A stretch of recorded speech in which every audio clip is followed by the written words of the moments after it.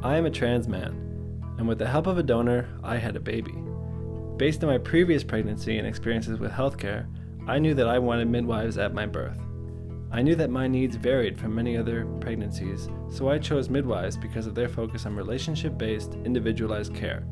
As well, the medical system often reinforces a rigid gender binary, and I am hoping my midwife can look beyond that.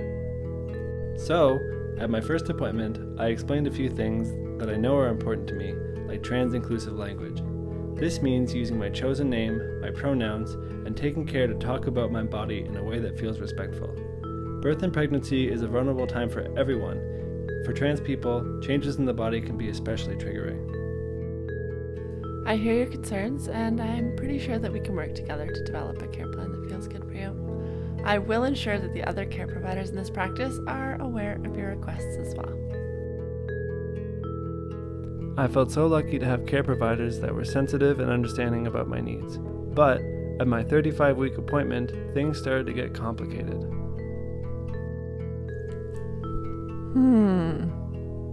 I would have expected to see a bit more growth in your belly by now. You're at 35 weeks, and I'm not seeing a change from your 33-week appointment.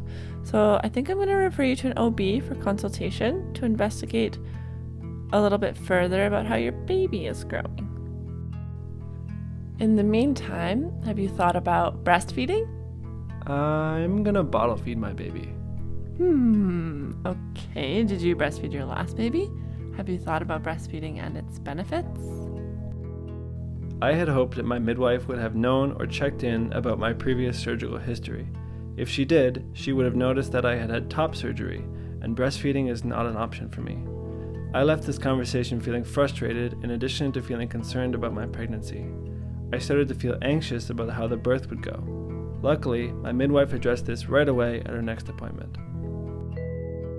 After our last appointment, I noticed that I was careless about our infant feeding discussion. I noticed that it says right in your surgical history that you've had a double mastectomy, and I want to acknowledge that it was careless of me not to remember this in our discussion. I apologize for not hearing you fully when you told me your intentions to bottle feed, and I've made an emphasized note of this in your chart. I'll be sure to discuss this with all other care providers on your team going forward, and I hope that feels good for you. Thank you. I did leave our last conversation feeling upset, but I really appreciate your apology. I trust that you will pay attention going forward and that this won't happen again. Great.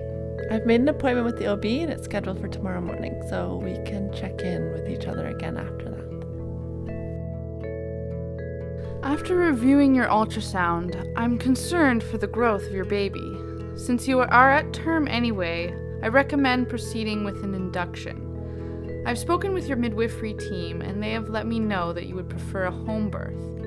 With this in mind, we have come up with some ideas about how to make the hospital feel like a safer option for you with this new complication. After the discussion with the OB and the midwifery team, I trusted their recommendation to have an induction, even though it meant a hospital birth.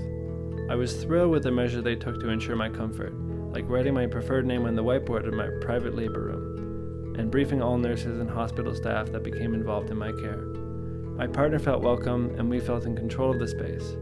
Our baby was born slightly small, but still healthy and happy. We love them. Yay!